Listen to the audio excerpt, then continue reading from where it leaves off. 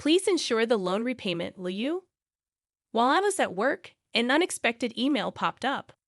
Upon hastily reaching out to him, Greg calmly began to explain.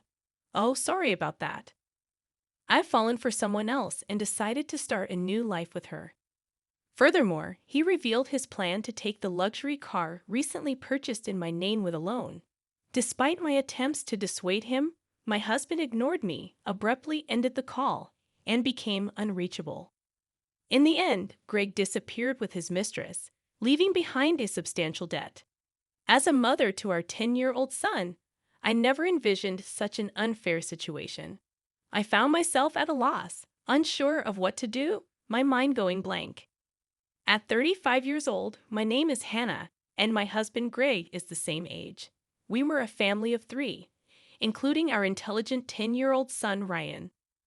Ryan had displayed remarkable intelligence from a young age, reading papers on the computer and seeking my opinion on complex topics. In contrast, Greg was unstable, never holding down a steady job. Despite my full-time job and concerns about our future, Greg had recently maintained a stable income for 3 years.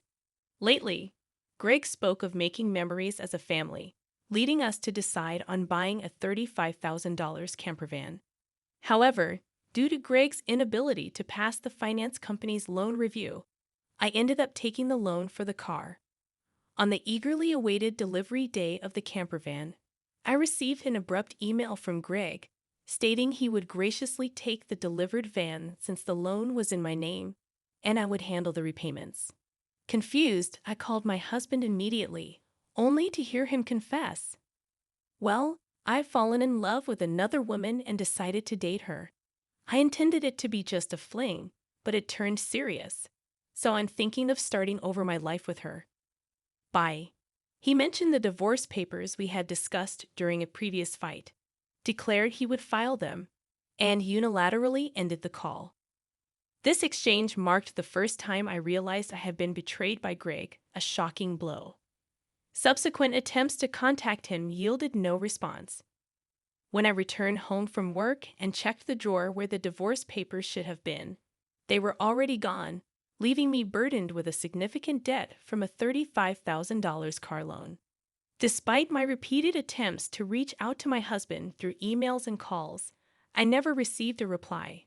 Ryan, noticing my unusual behavior, came to check on me with concern after dinner. "Mom, what's wrong? You haven't been eating much lately. Are you okay?" Yeah, maybe. I'm just tired." When people lie, they look up to the right. Lying is bad. I've noticed Dad hasn't been home for 3 days. Did something happen between you two? Startled by Ryan's sharp words, I took a deep breath to calm myself. Feeling that I could no longer hide the truth, I decided to tell Ryan everything. "I see. It's just like Dad to do something like that.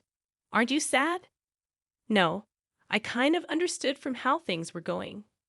Ryan, seemingly foreseeing the future, appeared unconcerned about our parents' divorce, but I knew he must feel sad about it in his heart. While silently apologizing to Ryan in my mind, I worked desperately, trying not to think about the dreadful events. However, my body was honest, and gradually my health deteriorated. There was a training session planned at work that day, but I couldn't stand up and ended up squatting down. "Sorry, I can't stand up right now. I need to take a break." I heard my colleagues' voices full of concern, but I couldn't respond and collapsed. When I regained consciousness, I found myself in a hospital room. I received a diagnosis from the doctor that I needed detailed examinations, and I was admitted to the hospital. Hannah thought, "I feel so pathetic. It's supposed to be just emotional stress."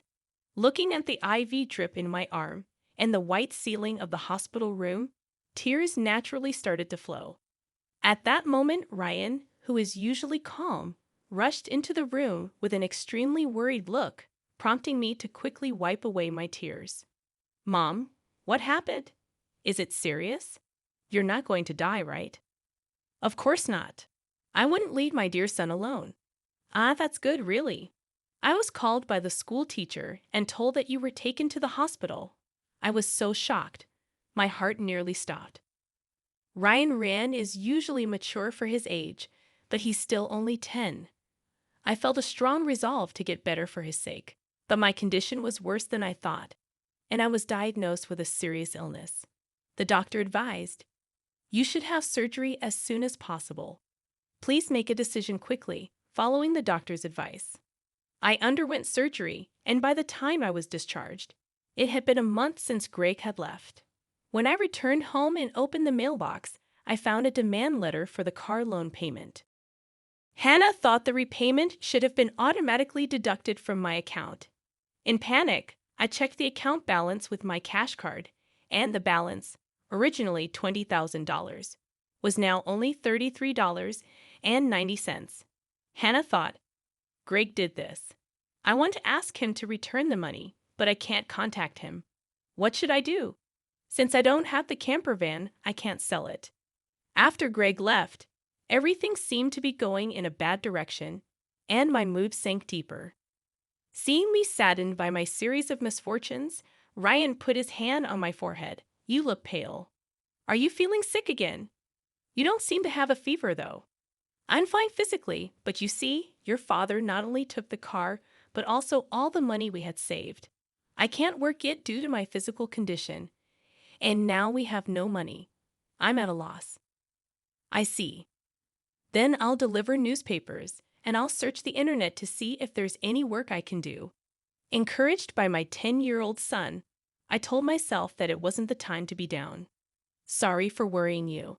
I can't afford to be weak. I'll change my mindset and try to do whatever I can," I said, smiling at him. Ryan also smiled back and then said something unexpected. "Let's plan how to get the car back from Dad." "How can we do that? The camper van is in your name, right?" "Yes, but what about it?" "Then maybe we can?" Ryan suggested an idea that I couldn't even imagine. I had never thought such an idea could exist. "Also, I have no idea where your father is." "Then let's check on my phone." A month ago, once when we went hiking as a family, surprisingly, Ryan, who is usually very reliable, got lost. At that time, we bought a kid's cell phone on Ryan's suggestion and installed a GPS app on it, which both Greg and I could access. With this app, I can see where Dad is in real time, and he's been moving around a lot. "Oh, is that so? But what if we find him, and he just says something vague and escapes again?" As I pondered this, Ryan smiled and made an intriguing suggestion. "Don't worry, I've already taken precautions." "What did you just say?" To my astonishment, Ryan had acted independently while I was in the hospital, achieving something unbelievable. I thought, I can't believe such a smart child came from me. Understanding Ryan's words, I was simply amazed. He had even caught wind of Greg's mistress. "All right, let's teach Dad who betrayed us a lesson." "Okay, let's start the plan right away." Together, my son and I prepared for that moment. Hannah thought, "With Ryan by my side, I'm invincible. Bring it on, anywhere, anytime." 3 days later, my phone rang. "Ah, it's me. Please, I need your help." "Oh, who might this be? Don't play dumb." "It's your husband. Obviously, I'm being questioned by the police about you. At this rate, they might ask me to come to the police station voluntarily. Help me out." "Oh, is that so? Just wait a moment then." I immediately went with my son to where Greg was, and to my surprise, it was a forest park near our house where camping was possible.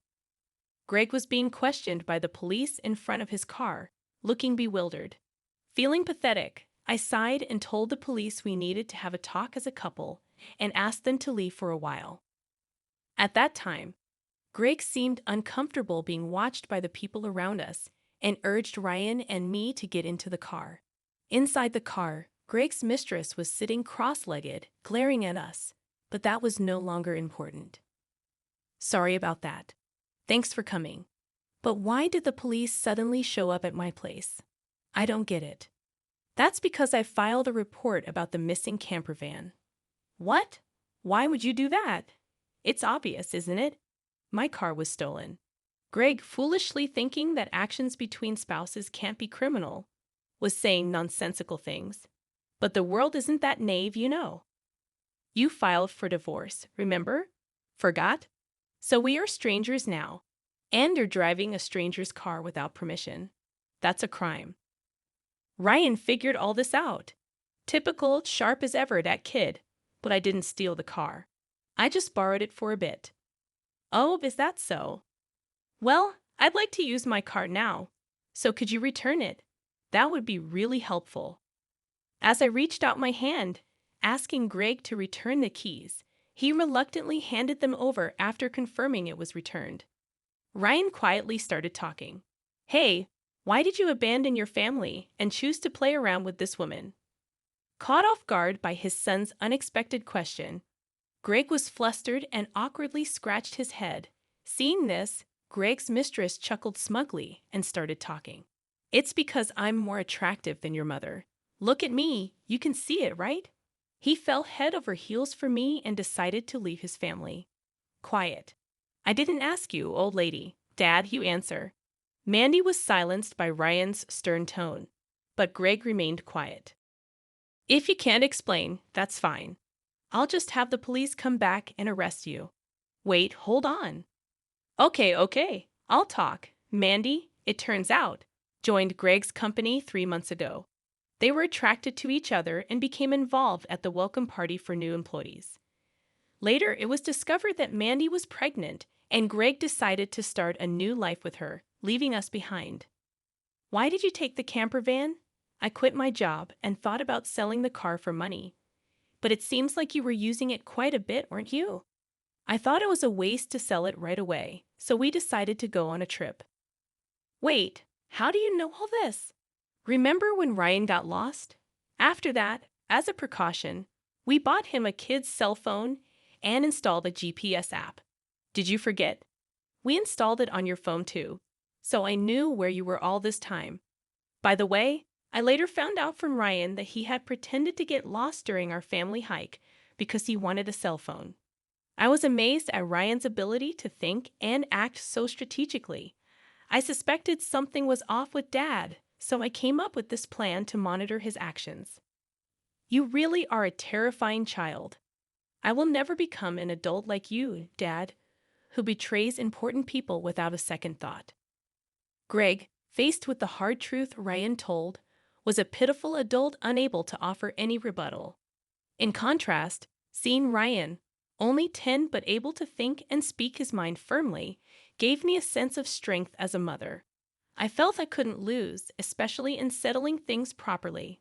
Also, return the $20,000 you withdrew from my account right now. That was our joint property as a couple. I don't have to return it. No, it's not that. The money was what I saved little by little since I was single after all. You always quit your jobs midway, so we hardly ever saved money together, did we?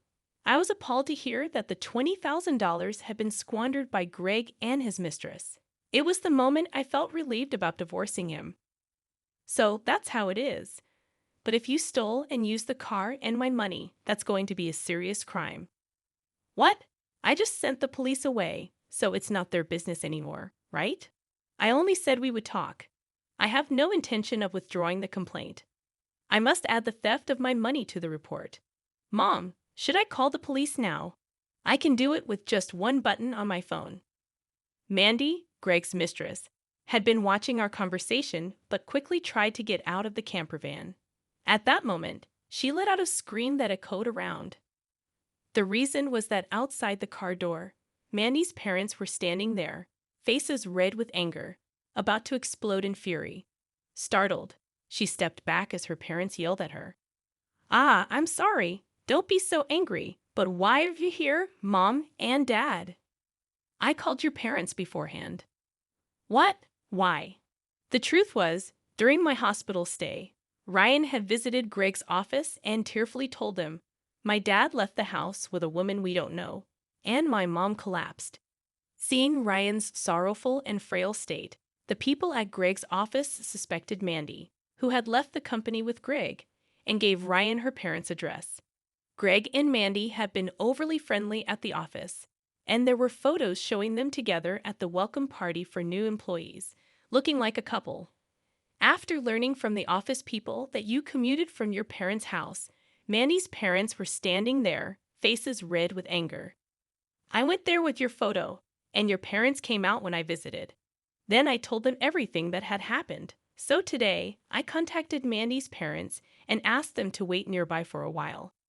How could you do this to me? The worst. I don't want to hear that from you. That's my line. By the way, your stomach seems quite big. When is the baby due? In 3 months. What? Wait a minute. That doesn't add up with when you met my husband. You two met only 3 months ago, right? What's going on? It's not time for the baby to be born yet. Greg, hearing this for the first time, stared at Mandy, eyes wide. Wait, what does that mean? Are you stupid? Don't you get it? It takes about 9 months from conception to birth, which means the child she's carrying isn't yours. You're so foolish. What do you mean, Mandy? Have you been deceiving me? Ah, I almost got away with it. Can't help it now that I'm caught. You're so naive. You can't see through lies at all. Really, a fool. Don't mock me. My whole life is ruined because of you. What were you thinking? Greg and Mandy started an ugly argument, but nobody intervened, letting them have it out. Meanwhile, we contacted the police again to explain the situation. As it began to get dark, the forest park was brightly lit by the red lights of the police cars. No, really, I was wrong. I was truly wrong. I'm sorry. I'll work hard and never cheat again, so please just don't arrest me, Dad. People don't change that easily, especially lazy people like you. Exactly, Ryan's right. I can't trust you at all. Reflect on your actions and pay for your crimes at the police station. If I get arrested, I won't be able to pay back the money. Is that okay with you? I don't mind. Pay me back after you've atoned for your sins. Take your time, don't worry. I've already found you a place to work. Let's see, there's Ryan's child support plus the $220,000 you stole from me. I'm not sure how much it will all add up to, but you'll work and pay it all back. I had one last thing to say to Mandy the mistress. You might think you're just an onlooker, but don't forget you're an accomplice to Greg's theft. Be prepared for that. When I told them that Mandy would have to pay if Greg couldn't return the stolen money, she shivered in fear. Mandy asked her parents for help, but they refused, saying, "We disown a daughter who causes trouble for others." Thus, Greg and Mandy were taken away in a police car together. Thanks to Ryan's smart strategy, we were able to punish Greg and his mistress, Mandy. Though they were released from detention soon after, they faced a hefty payment to me. Through a lawyer, I claimed $20,000 in damages. Additionally, I made Greg agree to pay $500 a month in child support for Ryan. I introduced Greg to a subcontracting factory of the company I work for. The support and other charges I claimed from Greg would be deducted from his salary and paid into my account. I also sold the camper van and was freed from the auto loan. Since then, my health has improved remarkably, and I am now energetically committed to my job. Ryan has been actively helping with household chores and errands. I want to keep moving forward strongly so that Ryan can pursue the path he loves without giving up.